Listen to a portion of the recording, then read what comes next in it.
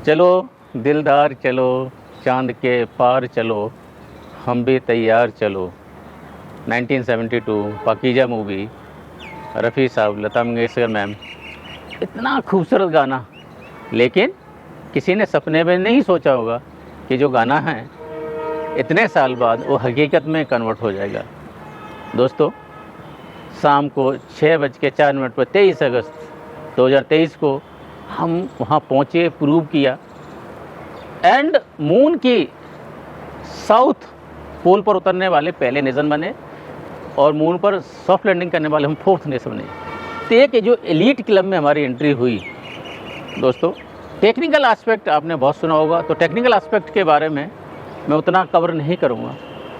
आज जो मैं कवर करूँगा कि कौन से लोग थे जिन्होंने उस टाइम इन्वेजन किया और क्या इसके साइकोलॉजिकल, पॉलिटिकल, इकोनॉमिकल और दूसरे रेमिफिकेशंस हैं हमारे लिए, हमारी लाइफ के लिए, एक आम इंसान की लाइफ को कैसे टच करेगा। तो दोस्तों, जब हम लोग भुखमरी से लड़ रहे थे, खाने के लिए हमारे दाना पीना नहीं था, 1969 के आसपास में विक्रम साराभाई कैम्ब्रिज से पढ़ के आते हैं और वो कन्विंस करते हैं पंडित नेहरू को कि हमको स्पेस में जाना चाहिए। दोस्तों, जिसके घर में खाने को नहीं हो, अगर वो लीडर्स स्पेस की बात करते हैं तो means really I salute both of them कि उस टाइम सोचा। अगर उस टाइम नहीं सोचा होता तो हम आज चंद्रयान 3 नहीं देखते होते। विक्रम साराभाई बहुत धनाढ़ परिवार से थे, बहुत कोई कुछ भी कर सकते थे, और जिस तरह से उन्होंने इसरो को कंसेप्चुलाइज किया, एस्टेब्लिश किया। दोस्तों, शुरू का एक वाक़या आता है कि जहाँ से उन्होंने शुरू किया ना, तुम्बा के, बिकॉज वहाँ मैग्नेटिक इक्वेटर लाइन है केरला के पास में। जैसे इक्वेटर होता है वैसे मैग्नेटिक इक्वेटर होता है। मैग्नेटिक इक्वेटर लाइन वो होती है जहाँ से आपको कम से कम एफर्ट से रॉकेट को आप स्पेस में भेज सकते हो। दोस्तों, एक चर्च से काम किया, there was no building available. साइकिलों से लोग आते जाते थे, साइकिल पर रॉकेट ले जाते थे, ज़्यादा भारी होता तो बैलगाड़ी भी यूज की है। उतने संपन्न नहीं थे हम लोग, साधन नहीं थे हमारे पास। उन परिस्थितियों में सब कुछ विदेशी, जो उनके पास एम्यूनिटीज़ थी, लाइफ थी, सब छोड़कर ऐसे गांव में जाके एस्टेब्लिश करना और अच्छी टीम को चुनना। उसी टीम का पार्ट हमारे कलाम साहब थे, दूसरे और वैज्ञानिक थे। तो एक तो उनका बहुत बड़ा कंट्रीब्यूशन रहा है विक्रम साराभाई का। दूसरे एक जो बहुत टॉलिंग फिगर आते हैं जिन्होंने SLV मिशन को काफ़ी योगदान दिया, सतीश धवन साहब का आता है, बाद में हमारे कलाम साहब वगैरह का आता है। बहुत से टीम में हर एक मेंबर ने कंट्रीब्यूट किया होगा, but these are the figure, towering figure, father figures of इस इंडियन स्पेस प्रोग्राम। दोस्तों, now coming to second part of it, कि ये तो हो गया कि जिन लोगों ने इसमें किया, एंड उसके बाद जो भी पॉलिटिकल लीडरशिप का इसमें सपोर्ट रहा, और हर गवर्नमेंट ने इसको सपोर्ट किया है, हर गवर्नमेंट ने इसको आगे ले जाना चाहा है, हर एक फॉर्म में ले जाना चाहा है। दोस्तों, कुछ ही कम चीज़ें होती है जिसमें हम लोग सब एक मत होते हैं। एंड ये जो एक मत हमें देखा, या तो हमें शायद इंडिया पाकिस्तान के मैच में इंडिया की विक्ट्री पे होता है, मुझे चंद्रयान 3 के टाइम में हमको देखने को मिला। हम चाहेंगे कि ऐसे और मूवमेंट आएँ जो देश को इस जो नेशनल सेलिब्रेशन जैसी भावना आती है उधर हमें लेके जाए। दोस्तों, जो दूसरा पार्ट आता है, एक साइकोलॉजिकल जो पार्ट आता है, जो जीत का अनुभव होता है। इतने से कम बजट में, हॉलीवुड मूवी के 1/3 बजट में चांद पे सक्सेसफुली पहुंच जाना और उस एलीट क्लब का पार्ट बन जाना। दोस्तों, बड़ी आसानी से नहीं पहुंचे हम लोग। अगर देखेंगे, न्यूयॉर्क टाइम में कार्टून आप लोगों ने देखा हो, दिखाते हैं 1-2 एलीट क्लब वाले लोग हैं, 2-3 जो भी न्यूज़पेपर पढ़ रहे हैं, इंडिया को एक गाय के साथ में नॉक करते हुए दिखाते हैं। मतलब प्रयास की, even after landing at moon, जो काफ़ी ब्रिट सिटीजन्स के आप कमेंट देखेंगे कि इंडिया से हमारी एड वापस आने चाहिए। अगर आप स्पेस प्रोग्राम लॉन्च कर सकते हो तो हमारे हैंडआउट्स की आपको क्या ज़रूरत है। दोस्तों, ब्रिटेन्स को हम सभी ने बताना चाहिए कि आप चोर हैं, आप 45 ट्रिलियन हमसे लेके गए हैं, आपने हमारे देश को लूटा है, प्लंडर किया है, हमें परेशान किया है, हमारी माँ बहनों की इज्जत से खेला है, एंड आप कहते हैं कि हमें राइट नहीं है। वो हैंगओवर से निकल के आओ, हम अभी आपकी कॉलोनी नहीं है। We are a grown up nation, और हमारी इकोनॉमी आपकी इकोनॉमी से बड़ी है, आप समझिए। और जब तक आप इससे निकल के नहीं आएंगे तो जो हमारा हार्ड वर्क है उसको आप इज्जत नहीं दे पाएंगे। खिसियानी बिल्ली खंबा नोची, आप वही काम कर रहे हैं।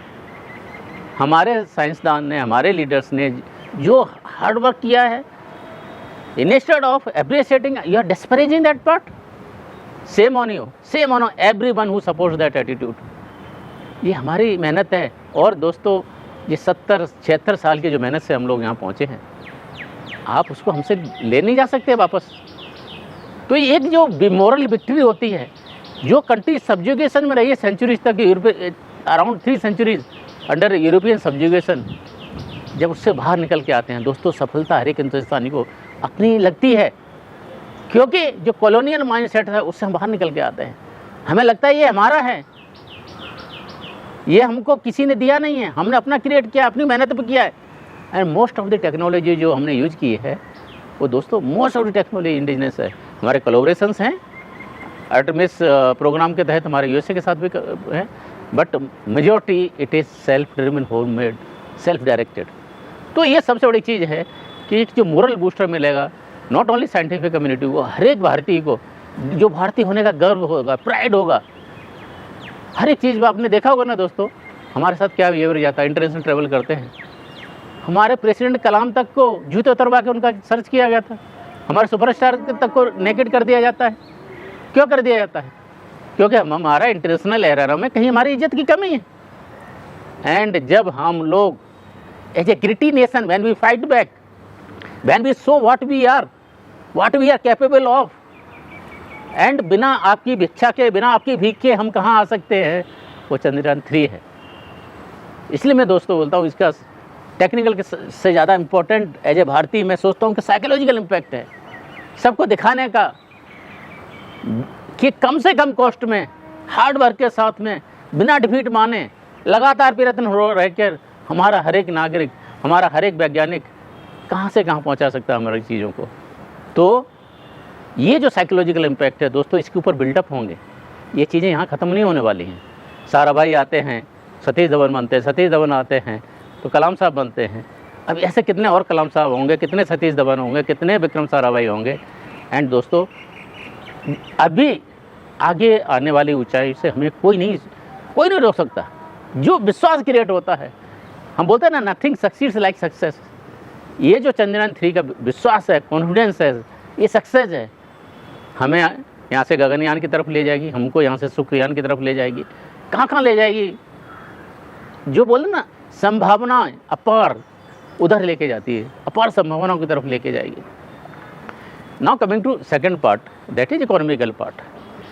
हम जो 5 ट्रिलियन इकोनॉमी और जो विश्व की सबसे बड़ी इकोनॉमी की तरफ अग्रसर होना चाहते हैं दोस्तों, आप देखेंगे पहले जिन लोगों का लैंड के ऊपर दबदबा था वो आगे बढ़े, उसके बाद में नेवी के ऊपर जिनका दबदबा आया वो नेशंस, ब्रिटेन उसी की वजह से विश्व पावर बनी थी उस टाइम में। और आने वाले वक्त में जिसका स्पेस में अपर हैंड होगा वो सुपर पावर बनेगा। ये सब चीज़ सबको बहुत क्लियरली आना चाहिए। तो आज आने वाले वक्त में जो वॉर सिस्टम हैं और जो तरीके हैं सुपर पावर बनने के, लैंड और नेवी से हटके कहीं एयर में चले गए। दोस्तों, कई कंट्रीज़ ने तो अपने एयरफोर्स को रीनेम भी कर दिया है। फ्रांस में अभी एयरफोर्स नहीं है, it is air and aerospace force हो गया। रसिया ने पूरे अपने सभी को इंटीग्रेटेड करके एक सिस्टम बनाया हुआ है। तो टेक्नोलॉजिकली, डिफेंस के हिसाब से, एरोस्पेस के हिसाब से ये बहुत आगे ले जाने वाली चीज़ें हैं हमको। मैं कहीं देख रहा था कितने बिलियन इकोनॉमी है, जो ओनली स्पेस इकोनॉमी है, billions of the trillions of the economy आने वाली है। एंड आज की डेट में हमारा शेयर पूरी जो स्पेस इकोनॉमी है 2 से 3% है। दोस्तों, आने वाले 8 से 10 सालों में 8 से 10% बढ़ने वाला है। अगर इसी हिसाब से हम लोग बढ़ते जाते हैं तो जो टेक्नोलॉजिकली कॉस्ट इफेक्टिव तरीके से जो इकोनॉमी में हमारे कंट्रीब्यूशन होगा दोस्तों, you can't force it, you can't even calculate now coming to moon part. Moon पर जो प्रज्ञान रोवर जो डेटा भेजेगा, विक्रम लैंडर, अच्छा एक जस्ट बताने की चीज़ है, विक्रम लैंडर जो नाम है विक्रम साराभाई से के नाम से है, तो we need to appreciate and salute that. So Vikram lander के थ्रू जो डेटा आने वाला है, तो उसमें से जो डेटा एनालाइज होने वाला है, वहाँ पर कौन कौन से मिनरल्स हैं, कौन कौन सी गैसेज हैं, और ऐसी कौन सी चीज़ें हैं जो स्पेस एक्सप्लोरेशन में काम आने वाली हैं, ह्यूमन काइंड के लिए काम आने वाली हैं, अपने कॉलोनलाइजेशन के लिए काम आने वाली हैं। दूसरी एक और जो चीज़ सोची है समझी जा रही है, हम जो मून है ना हमारे साथ सबसे नियरेस्ट ग्रह है, तो और दूसरे ग्रहों पर जाने के लिए इसको हम एक इंटरमीडिएट स्टेशन, स्पेस स्टेशन बनाएंगे, तो जहाँ से हम लोग आगे और पहुँच सकते हैं। इकोनॉमी में जो सबसे जो प्रोबेबल पार्ट लगता है, अपार भंडार है वहाँ खनिज पदार्थों का। सबसे जो चीज़ मेरी समझ में आती है वो हीलियम का है। हीलियम दोस्तों एनर्जी प्रोडक्शन के बारे में इतनी एनर्जी प्रोड्यूस करती है सालों साल, बिना किसी पॉल्यूशन के धरती पर हम लोग एनर्जी मतलब कितना प्रोडक्शन कर सकते हैं आप समझ नहीं सकते। दूसरी चीज़ पानी की समस्या, जो हम अभी आजकल क्या करते हैं, जो सैलिनेशन होता है, जो सलाइन वाटर होता है, उसको कन्वर्ट करने के लिए बहुत ज़्यादा एनर्जी की ज़रूरत पड़ती है।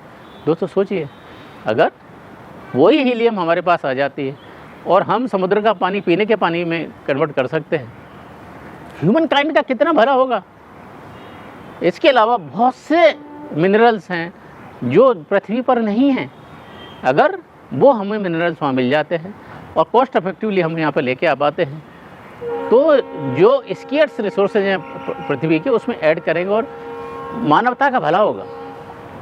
सबसे एक और जो इम्पोर्टेंट पार्ट है, जो साउथ पोल पे जाने का जो मतलब है, साउथ पोल वो पार्ट है दोस्तों जो हमको कभी पृथ्वी से नहीं दिखता है। पृथ्वी से नहीं दिखता इसका मतलब सूर्य की किरणें भी वहाँ नहीं पड़ती हैं। तो एक बिलीफ सिस्टम है कि जो बिग बैंग थियरी में सभी जो हमारे यूनिवर्स के प्लैनेट अलग अलग हो गए, साउथ पोल प्रोबेबली उस पर जो भी चीज़ मिलने वाली हैं वो बिग बैंग थियरी को सपोर्ट करेंगे। क्या था, सब ऐसा कैसे हो गया? तो साउथ पोल अनटच्ड है अभी तक, जैसे अंटार्कटिका अनटच था वैसे साउथ पोल अभी भी अनटच्ड है। तो वहाँ से जो चीज़ें, वहाँ से जो रिसर्च निकलने के आने वाली है, तो जो यूनिवर्सल क्रिएशन है, यूनिवर्स कैसे क्रिएट किया हुआ, बिग बैंग थियरी कैसे आई, इसको काफ़ी हद तक सफलता मिलने वाली है दोस्तों। अभी now I come to technological part है। टेक्नोलॉजी जो इसमें यूज हुई है, तो क्या केवल चंद्रयान की टेक्नोलॉजी है? दोस्तों नहीं। अभी जैसे प्रिसीजन लैंडिंग के साथ में वहाँ पर लैंड होता है, हमारा लैंडर विक्रम लैंडर जिस तरह वहाँ पर लैंड किया, तो प्रिसीजन की टेक्नोलॉजी आप कहाँ कहाँ यूज कर सकते हैं? सबसे पहले तो आप मेडिकल में यूज कर सकते हैं। मेडिकल में सबसे ज़्यादा प्रिसीजन की ज़रूरत होती है। अगर आप रोबोटिक सर्जरी करना चाहते हैं तो सबसे ज़्यादा आपको प्रिसीजन की ज़रूरत होगी वहाँ पर, यहाँ पर हो सकती है। जो और दूसरी टेक्नोलॉजी है आपकी एरोस्पेस में, रिमोट सेंसिंग में, डिफेंस में, फ्लड कंट्रोल में, कहाँ कहाँ यूज हो सकती है। तो ये जो अपार संभावनाएं खोलेंगी दोस्तों। आज की डेट में इंडिया में 172 कंपनीज हैं जो स्टार्टअप के फील्ड में ऑलरेडी रजिस्टर्ड हैं, स्पेस एंड एरोस्पेस से रिलेटेड। तो वहाँ पर क्या क्या जॉब क्रिएशन होंगे, कहाँ कहाँ इकोनॉमी बढ़ेगी, एंड ये चीज़ें मेक इन इंडिया और मेड इन इंडिया के टैग को कहाँ लेके जाने वाली हैं। तो ह्यूज इकोनॉमिकल इम्पैक्ट दोस्तों इसका होने वाला है। और दूसरी चीज़, जैसे ही हम cost effective and reliable space power बनते हैं, तो दूसरी जगहों के सैटेलाइट हमारे पास लॉन्च आना शुरू हो जाएंगे।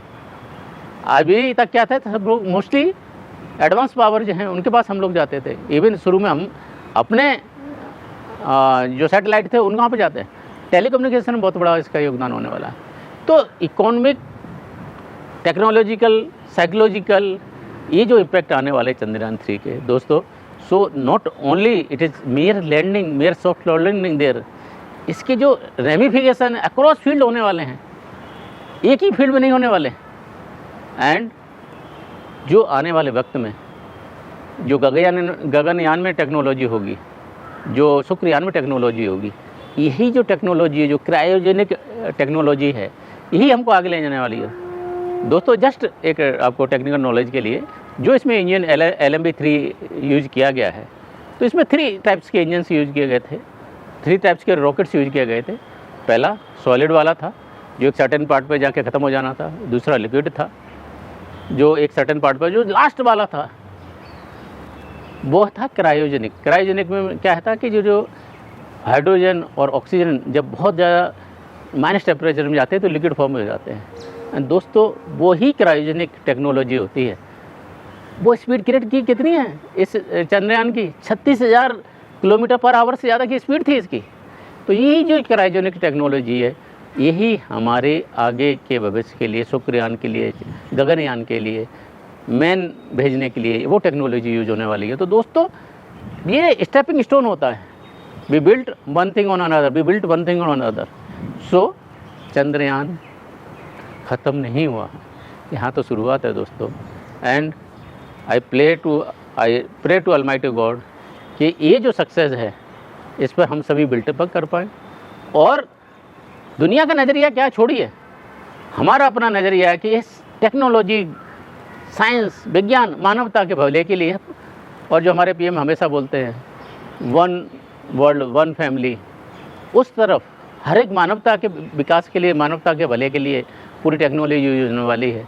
दूसरे लोगों का क्या नज़रिया हमको पता नहीं, लेकिन हमारा बहुत क्लियर बिलीफ है कि भाई बुरी नज़र ना हम पर डालो, सुनो जोर से दुनिया वाले, सबसे आगे होंगे हिंदुस्तानी। और जैसे ही 1972 के गीत को हमने प्रूव किया, हम इसको भी प्रूव करेंगे। एंड उसके बाद चलो दिलदार चलो, चांद के पार चलो। चांद के पार से कहाँ जाएंगे, शुक्रयान जाएंगे, कौन सी यान जाएंगे। वेदर वी आर देयर और not, our future generations will be there. My hats off to every scientific community, every person who has contributed to it. Even जिन लोगों ने कंपोनेंट्स बनाए हैं, जिन लोगों ने असेंबल किए हैं, जिन लोगों ने दिन रात करके सेक्रीफाइस किया है। और दोस्तों हार्ड वर्क, परजिवरेंस जो प्रूव होती है ना psychologically as a nation, it gives that, एक नेशनल करेक्टर बिल्टअप करती है कि as a nation we don't surrender, as a nation we are able to manage with scarce resources, as a nation we are able to fight the odds. ये जो महत्व आने वाला है, ये जो चीज़ें आने वाली हैं दोस्तों, आने वाली पीढ़ियों के लिए ये जो गिफ्ट है बहुत ही अमूल्य गिफ्ट है। विद दिस दोस्तों keep exploring the scientific temper. And एक मैरी क्यूरी का स्टेटमेंट था, कोट था कि nothing in this world to be feared, what needs to be done is to be explored. जब चीज़ें हम एक्सप्लोर करते हैं तो जो हमारी मिथ्ये के होते हैं कि ऐसे दिन ऐसा होता है, अमावस के दिन ऐसा होता है, पूर्णिमा के दिन ऐसा होता है, मिथ्यक हमारे कहीं बदलेंगे, सच्चाई हमारे सामने आएगी। और जैसे हमारे ऑनरेबल पीएम ने बोला था कि चंदा मामा दूर के ना होके चंदा मामा टूर के होंगे। With this I will take your leave, stay blessed, जय हिंद।